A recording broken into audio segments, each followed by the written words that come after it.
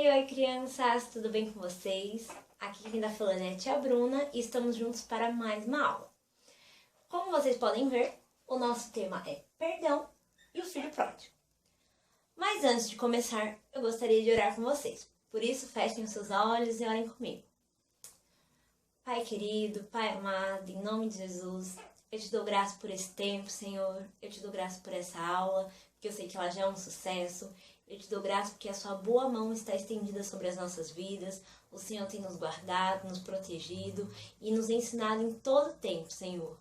Independente de estarmos tendo aulas à distância, eu sei que o Senhor tem alcançado a vida de cada uma dessas crianças e elas têm avançado no seu conhecimento, avançado naquilo que o Senhor tem para elas, Pai.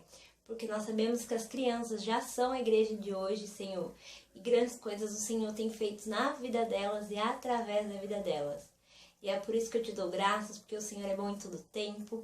E eu declaro, Pai, toda e qualquer distração caindo por terra em nome de Jesus. E mentes abertas para elas acolherem, Senhor, aquilo que eu estarei falando através da sua inspiração e corações abertos para receber aquilo que o Senhor tem, Pai. Porque eu sei que aquilo que o Senhor tem para eles irá frutificar a 30, a 60 e a 100 por um. E é por isso que eu te dou graças, porque eu sei que essa aula já é um sucesso e grandes coisas serão ensinadas. Em nome de Jesus, amém. Bom, como eu falei, o nosso tema está aqui. E com isso, eu gostaria de começar lendo uma passagem com vocês, que está lá em Lucas, capítulo 15, a partir do verso 11. Lucas 15, a partir do verso 11, que é exatamente a parábola do filho pródigo. E é assim, Jesus continuou.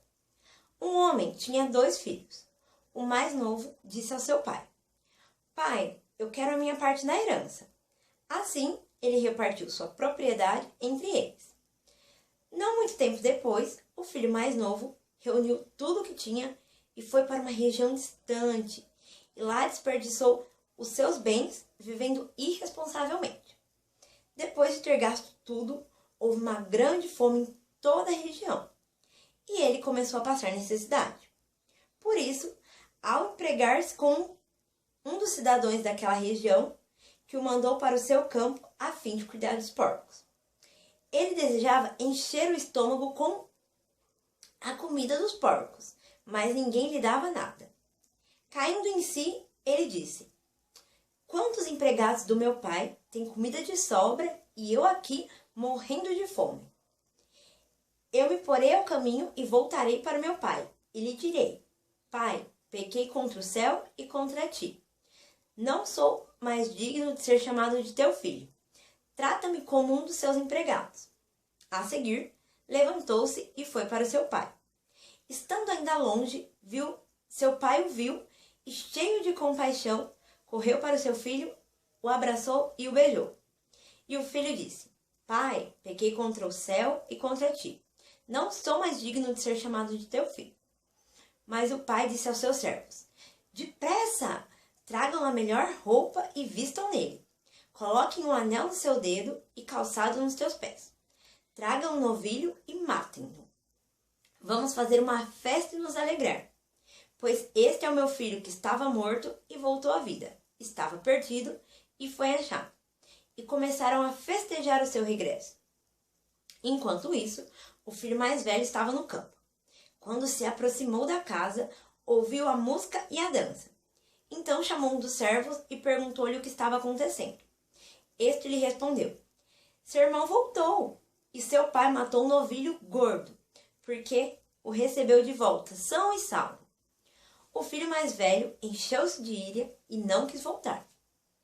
Então o seu pai saiu e insistiu com ele, mas ele respondeu ao pai: Olha, todos esses anos tenho trabalhado como escravo ao teu serviço, e nunca desobedeci às tuas ordens.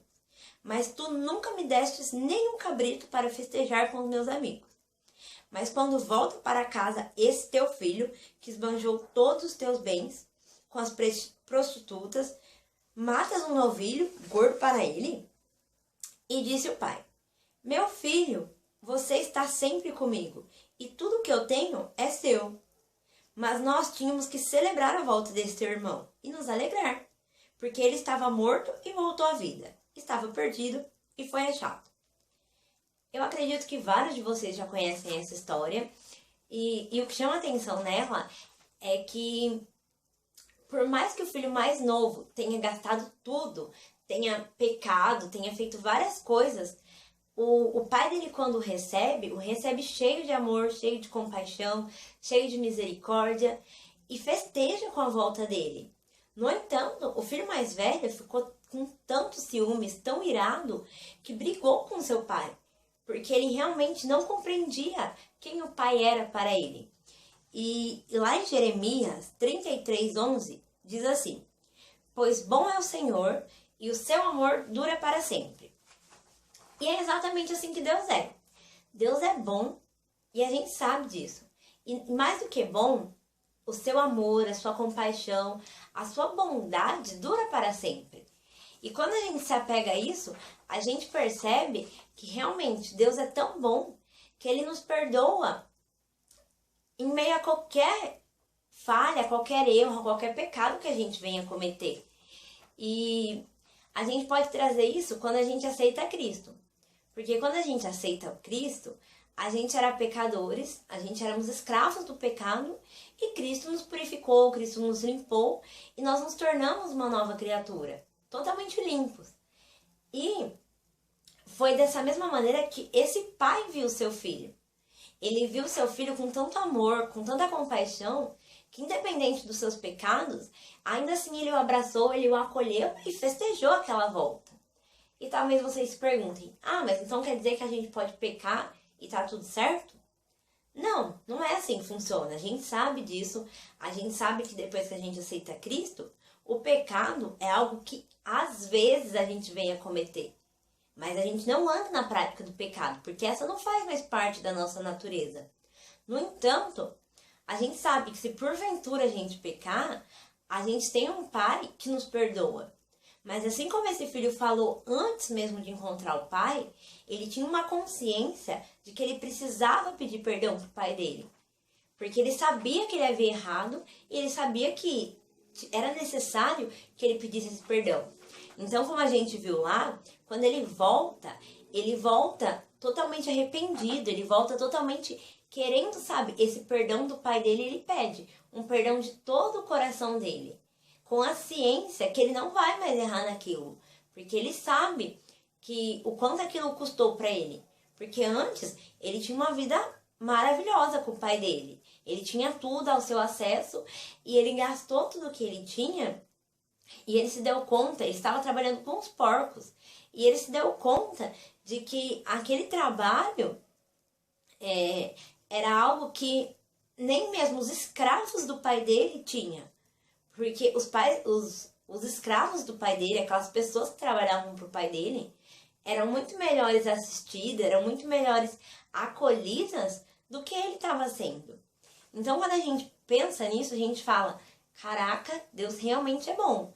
E não apenas é bom, como ele nos perdoa. Só que também existe o filho mais velho, que é aquele que viu o seu irmão voltando e ao invés de celebrar, ao invés de se alegrar, ele ficou enciumado, ele ficou com ira. Porque ele falou assim, nossa, mas eu tive o tempo todo com o meu pai aqui e meu pai nunca me deu nada. Quando, na verdade, quando ele estava com o pai, ele tinha tudo. E é exatamente assim que funciona com a gente.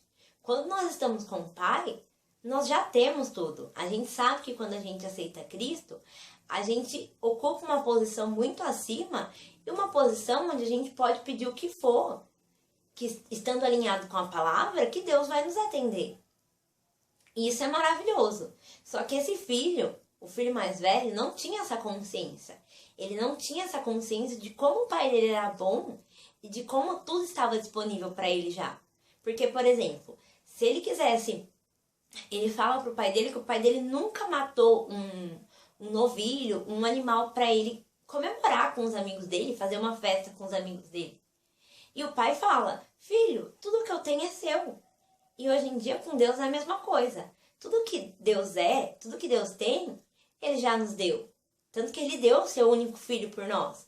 Então, aquele filho, ele tinha livre acesso a tudo que o pai tinha. E com Deus é a mesma coisa. A gente tem um livre acesso. Então, por isso que a gente não precisa ter ira, a gente não precisa ter ciúmes daquilo que os nossos irmãos conquistam. Porque Deus, ele tem esse amor por nós e nós já temos um livre acesso às bênçãos dele. A palavra fala que a gente tem uma mesa farta, né, preparada para nós. Então, assim, tudo que a gente precisa, a gente já tem disponível pra gente. E é muito interessante, eu realmente gosto desse versículo de Jeremias 13:11, porque ele fala que o Senhor é bom e o seu amor dura para sempre. E a gente sabe que para sempre é para sempre. Pode passar céus, pode passar terra, a gente sabe que tudo vai passar. Mas o amor de Deus é eterno. Desde antes da criação do mundo, esse amor já existia, ele já era o próprio amor. E até a eternidade, quando a gente vai desfrutar com Cristo, esse amor vai continuar presente. E aí eu queria trazer para vocês um exemplo dessa questão de como, quando a gente pede perdão, Deus realmente nos limpa, sabe? Porque é exatamente isso. Quando a gente pede perdão de todo o nosso coração e de realmente, sabe, tendo a consciência de que a gente não quer mais ter aquela vida, Deus nos perdoa e nos limpa por completo. E aí eu queria trazer esse exemplo para vocês. Por exemplo, isso aqui seria a gente antes de conhecer Jesus, antes de aceitar Jesus. Nós éramos sujos pelo pecado, nós éramos sujos pela vida que tínhamos. Porque desde que Adão pecou e o pecado entrou no mundo, nós éramos sujos dessa maneira. Mas quando Cristo veio e conquistou a salvação pra gente, e a gente aceita, a gente confessa Cristo como Senhor e Salvador, isso aqui não faz mais parte da gente. O perdão, ele nos limpa, o perdão é jogado, Deus nos perdoa, e todos os nossos pecados, tudo aquilo que fazia parte da nossa antiga natureza, é jogado fora e a gente passa a ser limpos. Nós somos totalmente limpos, totalmente, sabe, livres de todo pecado, de tudo aquilo que não faz parte de Deus. A gente tem uma nova natureza. E é uma natureza pura, é uma natureza leve, é uma natureza realmente de amor, de bondade. É uma natureza branca, é uma natureza totalmente pura. Porque a gente sabe que Deus é puro, Deus é santo. E a gente, a partir do momento que aceita Cristo, a gente passa a ter isso. E por isso que é tão importante, ainda mais nesses últimos dias que temos vivido, a gente falar do amor de Deus, a gente falar desse perdão que existe e trazer nossos amigos, nossos parentes, nossos coleguinhas, seja quem for, para Cristo. Porque Cristo, por mais, pensa aí vocês, aquela coisa que vocês fizeram, que vocês falam assim, putz, isso deixou meu pai tão bravo, isso deixou meu pai tão magoado. Por exemplo, imagina aquele quadro lindo que a sua mãe tem na sua casa e você, sem querer, quebrou. A gente sabe que aquilo ali, ela tinha um apreço por aquele quadro, ela gostava muito daquele quadro. No entanto, quando você vai lá e pede perdão de coração, ela simplesmente te perdoa. E ela não vai ficar te lembrando toda vez falar assim, você quebrou meu quadro. Você quebrou meu quadro. Não, porque as nossas mães, nossos pais não são assim. E Deus, muito menos. Deus é totalmente amor, Deus é totalmente perdão. E é isso que Ele quer que a gente entenda. Que a gente pode até chegar a Ele pedindo perdão. E a gente tem esse perdão dentro de nós para liberar o próximo. Porque muitas vezes o nosso amigo vai errar com a gente. Vai fazer alguma coisa que a gente não gosta. Mas a gente tem esse perdão dentro de nós e a gente precisa liberar esse perdão. Então, realmente, perdão é algo necessário. E assim como esse pai acolheu esse filho, abraçou esse filho, a gente precisa abraçar as pessoas. A gente precisa perdoar as pessoas para que a gente possa viver uma vida, igual fala no final do versículo, alegre, uma vida de festa mesmo. Porque é isso que Deus tem para nós. Então, eu espero que vocês tenham gostado da aula, eu espero que vocês tenham aprendido, eu espero que vocês realmente tenham essa consciência de perdão, tanto para vocês quanto para o próximo de vocês, e que vocês cada vez mais falem do amor de Deus e tragam pessoas para Cristo. Porque essa é a vontade de Deus e eu sei que Deus conta com cada um de vocês. E por hoje é só. Eu espero que vocês estejam todos bem, estejam todos se divertindo. E eu creio que logo menos eu já posso ver todos nós reunidos novamente, nos abraçando muito. Um beijo, até a próxima aula. Tchau, tchau. Eu amo vocês.